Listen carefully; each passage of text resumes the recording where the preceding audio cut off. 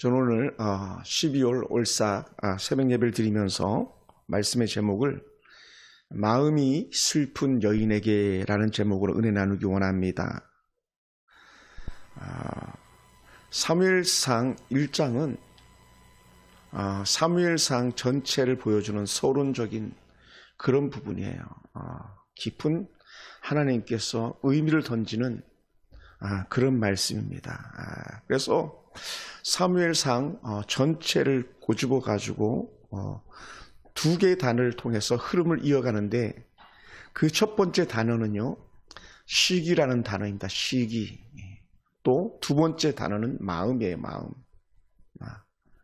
그래서 사무엘 1장을 열어가면서 제일 먼저 시작되는 부분이 뭡니까? 시기. 분인나가 본처 한나를 시기하고 질투해서 싸움을 거는 격동하게 하는 그런 본문이 시작되어집니다. 그러니 그런 시기와 또 질투 속에 분노를 갖고 있는 사람의 마음이 얼마나 아프겠습니까? 그러니 한나가 마음이 편치 않는 거죠. 한나가 마음 편치 않습니다. 여러분, 한편으로는 또 충분히 이해도 될 만한 게 뭐냐면, 브린나는 아이를 잘 낳고 또 낳고 또 낳는데 본처인 한나는 아이를 못 낳으니 그 아이를 못 낳는 것이 흠이 돼가지고 후처가 다른 말로 하면 첩이죠. 첩이 본처를 그렇게 괴롭히는 것을 이렇게 보게 됩니다. 그러니 그것을 지켜보는 신랑의 마음이 편치 않죠. 엘가는 마음이 편치 않습니다. 그리고 첩의 그 홀대, 첩의 그 아나무인함을 받는 당사자인 한나의 마음은 더더욱이나 편치 않습니다. 또 좀 더 전전적으로 나가고 이렇게 보면 이스라엘 백성들이 주변 나라들이 이렇게 돌아보니까 자기들에겐 잠깐 있다가 사라지는 사사들 뿐인데 사사들은 반짝하고 사라지고 이 집 가문에서 태어나고 저 집 가문에서 튀어나오는데 다른 나라들은 보니까요, 왕이란 제도를 써가지고 계속 왕권으로 맥을 이어가더라는 거죠. 그러니 그것이 엄청나 부러웠고 또 시기스러운 모습이 되었습니다. 그래서 사무엘 선지자에게 우리에게도 왕을 달라고 생떼를 씁니다. 왜요? 사무엘은 사실은 마지막 사사로 쓰임받고 우리가 잘 아는 첫 번째 선지자로 쓰임받는 사람이기 때문에 그렇습니다. 시대가 교차하는 그 자리에 이 사무엘이라는 한 사람이 있는데 사실은 사무엘이라는 이 한 사람만 있어도 이스라엘은 잘 이끌림을 받을 텐데, 왜냐하면 사무엘의 뒷배경이 바로 하나님이시기 때문에요. 어저께도 제가 배경을 말씀했습니다만은 하나님이 배경 되어주시면요, 왕이 필요 없거든요. 그럼에도 불구하고 그 백성들은 왕을 달라고 요구해요. 사실은 그들의 왕은 누군데? 하나님이신데, 그 하나님이 왕이 되셔서 애굽에서 그 백성을 이끌었고 광야에서 그들을 인도하셨고 또 가나안을 점령할 때 하나님께 왕이 되셔가지고 그들의 길을 열었는데 하나님을 인정하지 않는 그런 마음을 갖게 되는 거예요. 그리고 어떻게 됩니까? 하나님께서는 생떼를 쓰니까 자식들이 때를 쓰면 어떻게 됐어요? 주잖아요. 그죠? 하나님께서도 한 사람 사울을 세우는데 이 사울이 가지고 있는 게 뭐냐면 사울은 언제든지 그 마음이 하나님께 가 있는 게 아니라 백성들에게 가 있는 거예요. 그러면 생각해 보세요. 하나님은 사실은 사울을 세우고 사울의 공경을 받아가면서 계셔야 되는 분인데 사울이 하나님은 내 안중에도 없고 백성들만 위하고 백성들의 사랑만 받기로 원하니까 하나님의 마음은 뭐라고요? 시기, 질투하는 마음이 그에게 있는 거예요. 우리가 생각하는 그 시기, 질투가 아니라 너는 내가 다 줄 수 있는데 왜 나를 바라보지 않고 엉뚱한 데서 있느냐, 이런 거예요. 또 하나는 사울의 삶은요, 시기와 질투로 시작해서 거의 그렇게 끝나는 인생인 것 같아요. 왜냐하면 어저께 우리가 살폈지만 사무엘상 17장 이후에 다윗이 크게 등극을 하는데 언제든지 다윗이 시기거리고 다윗이 정말 원수처럼 여겨지는 그런 사람이 되고 말았어요. 그러니 다윗이 존재하는 동안은 사울 왕의 마음이 조금 더 편치 않는 거예요. 그래서 뭐라고요? 저놈의 다윗을 치워버려야지. 요즘 말로 하면 치워버린다 그러잖아요. 그죠? 마음에 안 들면 치워버리듯이. 저놈을 치워버려야 되겠는데 하면서 어떻게 해요? 그를 죽이지 못해서 안달을 하죠. 사울왕이 마지막 죽어가기 전에 모습이 어땠는지 아십니까? 사울왕이 다윗을 잡으려고 갔다가 또 다른 군대가 블레셋 군대가 쳐들어왔다는 그 얘기 듣고 돌아와서 싸우다가 결국은 그가 죽고 말거든요. 그러니 그가 가지고 있는 시기, 그가 가지고 있는 질투거리가 결국은 자신의 명줄을 앞당기는 그런 경우가 되고 말았습니다. 반면에 우리가 잘 아는 다윗은요, 하나님을 향해서 그 마음이 조금 더 흐트러지지 않아요. 그리고 다윗은요, 그 어느 누구도 시기하거나 질투하면서 산 적이 없어요. 이게 놀라운 은혜예요. 하나님의 은혜가 풍성하니까요, 그에게는 시기거리가 없고 질투거리가 없는 거예요. 왜? 하나님께서 그를 언제든 채워주시기 때문이에요. 할렐루야. 오늘 우리 삶 속에서 하나님께서 언제든 채워주시고 넉넉하게 이끄심을 안다면요, 우리는요 조금도 남들이 부럽지 않은 거예요. 그래서 제가 사역을 처음 시작하면서 우리 솔풍산 교체하면서 늘 제 마음에 고백했던 것이 있는데, 하나님, 나는 하나님 보게 하시고 주변을 돌아보지 않게 하시옵소서. 다른 말로 하면 이것저것 쳐다보면서 부러워하지 않게 해달라는 거였어요. 우리 선배들이 잘하고 있고 후배들이 잘하고 있고 또 우리 동기들이 너무 막 쭉쭉 뻗어가는 그 친구들 보고 부러워하지 않게 도와주시옵소서. 왜요? 부러움이 지나치면요, 그 시기가 되고 그것이 질투가 돼요. 그러다 보면 어떻게 돼요? 마음이 편치 않고 그 사람은 결국 나와 원수가 되고 적수가 되는 거예요. 그것을 다 내려놓으면 우리 삶은요, 평안하고 윤택한 삶이 되는 거예요. 그러다 보면 어떻게 돼요? 그런 삶을 살다 보면 은혜의 반열에 이렇게 나아가게 되는 것을 우리는 보게 됩니다. 오늘 우리가 살피고자 하는 또 다른 한 사람이 있는데, 그 사람은 바로 우리가 잘 아는 한나라는 여인이에요. 한나. 남편 엘가나가 가장 좋은 것으로 한나를 위로합니다. 가장 좋은 것으로. 왜 위로합니까? 그가 아이를 못 낳으니까. 저희 그 할아버지가 부인이 둘인데 큰 할머니는 아이를 못 낳고 작은 할머니는 아이를 잘 낳았어요. 근데 엘가나처럼 우리 할아버지도 그랬던 것 같아요. 본처인 큰 할머니를 지극정성으로 사랑해 주셨어요. 반면에 아이를 쑥쑥 놓은 작은 할머니는요, 늘 찬밥 덩어리였던 거예요. 할아버지랑 겸상도 못하고, 큰 할머니 할아버지랑 겸상하는데, 겸상 안 하면 한 분씩 상을 3개를 차려야 되거든요. 할아버지 상, 그 다음에 할머니 상, 큰 할머니 상, 작은 할머니 상. 한 방에서 밥을 먹어도, 그 다음 저 운목에 우리 형제들 상, 이렇게 따로 이렇게 4명이 같이 먹고 하는 그런 상이 있었습니다. 대우를 못 받았어요. 근데 엘가나는요, 그의 여인, 그의 부인의 마음을 잘 헤아려 주는 거예요. 그래서 한나를 갖다가 이 엘가나를 생명같이 사랑한 거예요. 그리고 그 마음이 얼마나 귀중한지 모릅니다. 남편의 사랑을 받는 한나지만 남편의 말로서 채워지지 않지만, 그런데 한나가 그 남편의 사랑을 받는 그런 여인이에요. 그렇지만 어떻습니까? 자기가 가지고 있는 연약함이 있기 때문에 그 마음이 편치가 않아요. 그래서 오늘 제목처럼 마음이 슬픈 여인이라고 이렇게 적용해 봅니다. 근데 이 엘가나가요, 정말 탁월한 그 은혜의 고백을 하는데, 그것이 오늘 우리가 읽은 마지막 본문 8절이에요. 우리 본문 8절 다시 한번 볼까요? 본문 8절. 그의 남편, 시작.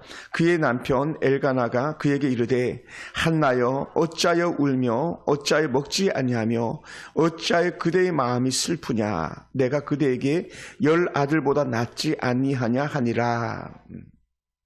10 아들보다 낫지 아니하냐. 누가? 내가.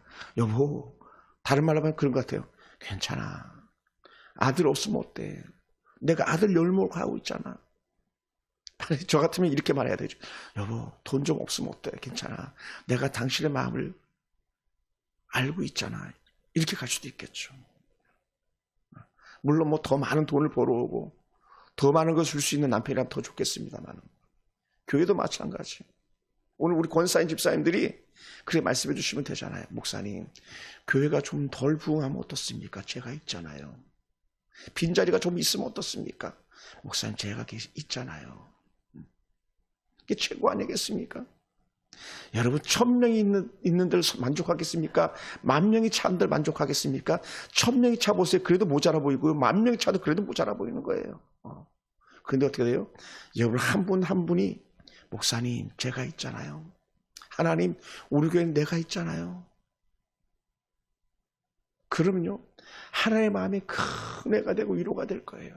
하나님, 독산동 이 썰렁한 지역에 우리 서울 풍성교회가 있잖아요. 하나님, 우리가 하나님의 마음을 흡족하게 해드리겠습니다 하면 이게 또 다른 엘가나의 아름다운 은혜의 모습이 아니겠습니까?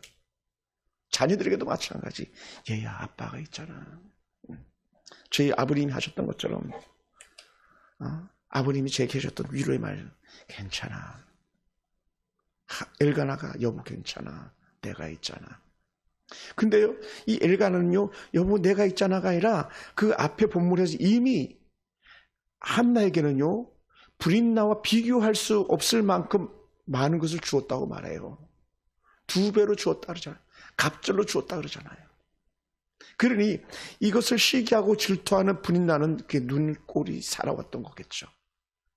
아이는 내가 낳았는데 아이도 못 낳는 단지 본처라는 이유 하나 때문에 더 줄 수 있어 하면서 그렇게 모르긴 해도 본문이 말하고 있지는 않지만 엘가나의 속을 박박 긁고 더 나아가서 한나는 결코 곁에서 두고 볼 수 없을 정도로 그렇게 마음 불편한 그런 모습이었었을 것입니다. 참 안타까운 거죠. 예. 이 남편 엘가나의 마음을 참 잘 표현한 한 단어를 갖다 표현한다면 이런 것 같아요. 우리가 읽은 8절에서 어찌하여라는 어찌하여. 근데요, 이 어찌하여라는 단어 갖다가 참 우리가 마음을 읽을 수 있는 그런 단어인 것 같아요. 그것도 3번이나 어찌하여, 어찌하여, 어찌하여 이렇게 말하잖아요. 그래서 이렇게 말합니다. 여보 왜 울어? 여보 어찌하여 울어? 여보 어찌하여 먹지 않는 거야? 어찌 당신 마음이 그렇게 아파? 내가 있는데. 이렇게 얘기하면 내가 있는데. 우리 만약에 딸들이 아빠 그렇게 힘들어 내가 있잖아 힘내 막 이런 거겠죠. 쉽게 얘기하면 우리 남궁희 안수사님 목사님 힘내세요. 뭐 남자들이 좀 안 나오면 어때요? 내가 있잖아요. 막 큰 위로가 되겠죠. 이 엘가나가 그렇게 말하고 있는 거예요. 새벽에 일찍 출근한 남편 등을 떠들여주면서 여보 잘 갔다 와. 내가 집 잘 지킬게. 뭐 직원들에게도 그렇게 말할 수 있을 거예요. 경영하시는 분들은 여러분 걱정하지 마세요. 제가요 우리 회사 잘 돌볼게요. 그리고 당신들 월급 잘 줄게요. 걱정하지 마세요. 그렇게 말할 거예요. 그게 어찌하여 어찌하여 어찌하여 울며 어찌하여 먹지 아니하며 어찌하여 그대의 마음이 슬프냐. 내가 있는데. 이걸 다시 말하는 거예요. 하나님께서요 너희가 어찌하여 아무것도 없는 것처럼 울며 너희가 어찌하여 아무것도 없는 것처럼 먹지 아니하며 너희가 어찌하여 그렇게 마음이 슬프냐. 인생이 끝난 것처럼 마음이 슬프냐. 그렇지 않다. 이렇게 말하는 거예요. 할렐루야. 우리가요 숨어 있어서 안 보여서 못 봐서 그런 거예요. 사실은 한나는 어찌하여 울 이유도 없고요. 어찌하여 먹지 아니할 이유도 없고요. 어찌하여 마음이 아플 이유도 없어요. 사실은. 왜 그러냐면 아이를 못 낳는 것이 한나의 연약함이 아니고 한나 뒤에서 한나를 돋보이게 하시려는 하나님의 깊은 뜻이 숨어 있는데 그것을 뭐라고 표현합니까? 하나님께서 그를 임신하지 못하게 하여라는 거예요. 하나님께서 한나에게 임신하지 못하게 한 것이지 한나에게 문제가 있는 게 아니라는 거예요. 근데 우리는 뭐를만 봅니까? 그 사람이 문제 있는 것만 보는 거예요. 우리는 하나님께서 이끄심을 바라본다면 우리는요 모든 것을 긍정적으로 볼 수 있어요. 왜요? 말씀하잖아요. 하나님 앞에서 사는 사람들은요 모든 것이 합력하여서 선을 이룬다 그랬잖아요. 결국은 하나님의 뜻을 이루어가는 거거든요. 근데 우리는 하나님의 뜻을 보지 않고 현상만 바라보는 거예요. 그러니까 홍해 앞에서 모세 멱살 잡고 들고 물이 없다고 광야에서 모세 죽이려고 돌을 들어서 던지잖아요. 뭐라고요? 보이는 현상만 보기 때문에 그래요. 여러분, 오늘 우리는 믿음의 눈이 열려가지고 우리 뒤에서 배경이 되어주신 하나님을 바라보고 왜 그러한 문제가 있는가, 하나님의 깊으신 의중, 하나님의 깊으신 뜻을 헤아리면요 조금 더 두렵지 않아요. 할렐루야. 우리 이거 볼 수 있게 되기 원해요. 네. 엘가나의 말은 한나에게 큰 위로가 되지 못했습니다. 네. 그럼에도 불구하고요, 우리는 엘가나는 잘 본받기 원합니다. 한나의 마음을 채워주지 못했지만 그러나 엘가나를 우리가 잘 본받아서 힘들어하면요, 그래 내가 있잖아 말해주는 거예요. 그리고 같이 있어주는 거예요. 제가 여러 번 말씀드리죠. 누가 아프다 그러면 빨리 낫기 바랍니다. 거기서 끝나면 안 되고 즉시 달려가서 그와 함께 아파하는 자리에 같이 있어주는 거라 그랬잖아요. 누가 힘들어하면 야 우리 교회로 와, 우리 집으로 와, 밥 사줄게 하지 말고 달려가서 밥을 사주고 위로해주고 용돈을 주고 오라 그러잖아요. 그게 진짜죠. 그게 진짜예요. 우리는 그렇게 가야 돼요. 하나님께서 그렇게 하셨잖아요. 하나님께서 우리가 힘들어할 때에 찾아오셨잖아요. 그래서 하나님은 찾아오신 하나님, 찾아오셔서 위로하신 하나님, 찾아오셔서 먹여주고 등 두드려주고 잠재워주는 하나님이라고 그러잖아. 엘리야에게 그런 하나님이셨고 우리 주님에게 그런 하나님이셨고 오늘 우리에게 그런 하나님이신 줄 믿습니다. 그리고는요 한나에게 그런 하나님을 다가옵니다.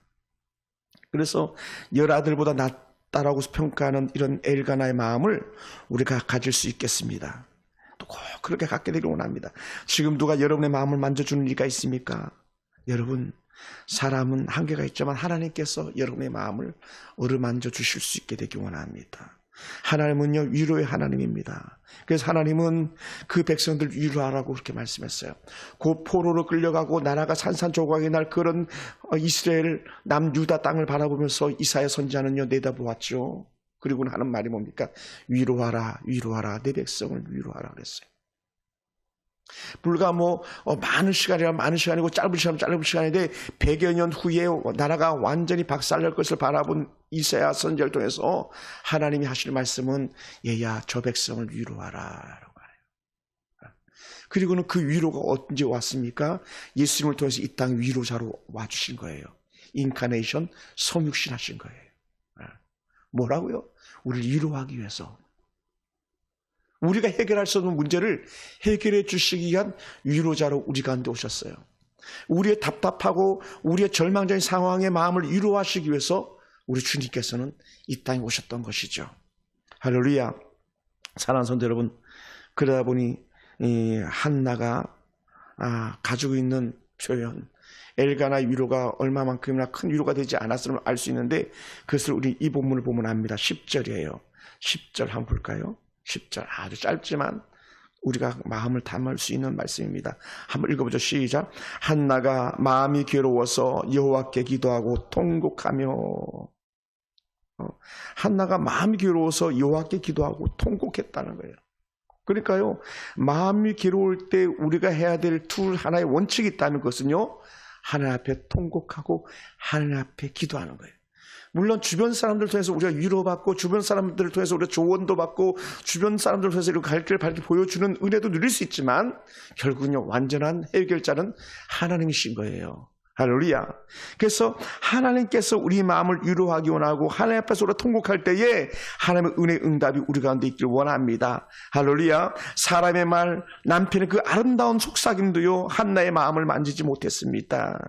한나는 자신의 아픈 마음을 하나님께로 가져서 갔습니다. 하나님께로 가장 그 자리가 바로 기도 자리였었고 오늘 이런 새벽 은혜 자리였었던 것이죠.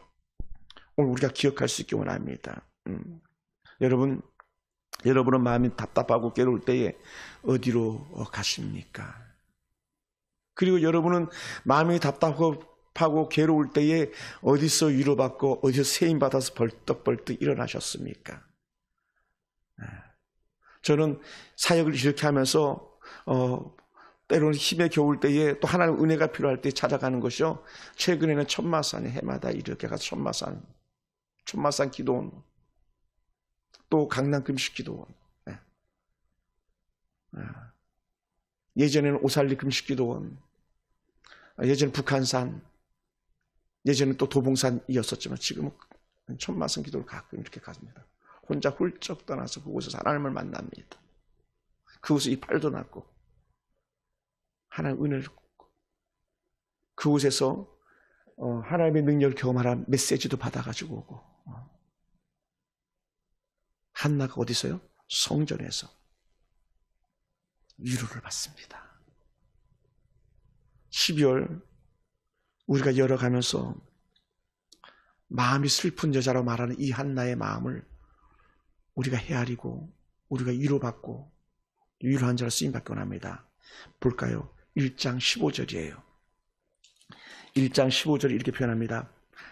중반절에서 하는 표현인데 한나가 대답하여 이르되 내 주여 그렇지 아니하니이다. 나는 마음이 슬픈 여자라. 마음이 슬픈 여자라.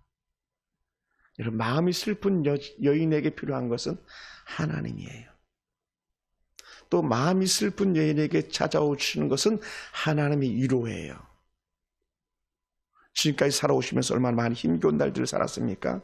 오늘 하나님께서 여러분의 마음을 어루만지시기 원하고 여러분의 마음을 어루만지셔서 하나님께서 큰 위로로 다가서실 수 있게 되길 주로 축원합니다.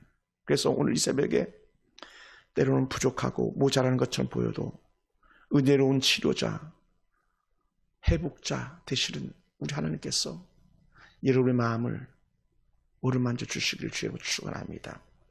말씀이 마무리하면서요, 제가 이 노래를 들으면서 펑펑 울었던 그런 적이 있었습니다. 처음 이런 노래가 있었나 깜짝 놀라면서 들었던 노래인데 여러분이 잘 아는 윤복희 권사님 찬양이죠. 윤한기 씨, 윤한기는 지금 목사입니다. 윤한기 목사님, 윤복희 권사님이 흔히 불렀던 찬양, 여러분. 그냥 가사만 제가 읽어드리겠습니다. 내가 만약 괴로울 때면 내가 위로해 줄게. 내가 만약 서러울 때면 내가 눈물 대리. 어두운 밤 험한 길을 걸을 때 내가 너의 등불이 되리. 허전하고 쓸쓸할 때 내가 너의 빛이 되리. 나는 너의 영원한 노래야. 나는 너의 영원한 친구야. 나는 너의 영원한 노래야. 나는 기쁨이야. 윤복희는 여기서 하나님이라고 말했어요. 하나님께서 친구가 되어주시고 하나님께서 위로자가 되어주시고 하나님께서 치료자가 되어주시니 나는 외롭지 않습니다. 이역만리 타국에서 이방의 나라에서 떠돌면서 만났던 하나님, 이 하나님이 윤복희 권사님이나 윤한기 목사님의 하나님만이 아니라 오늘 우리의 하나님이 되셔서 여러분의 마음을 어루만져 주시기를 주님의 이름으로 축원합니다. 12월 남아있는 날들 멋지게 이어가기를 축복합니다. 제가 한번 기도하겠습니다.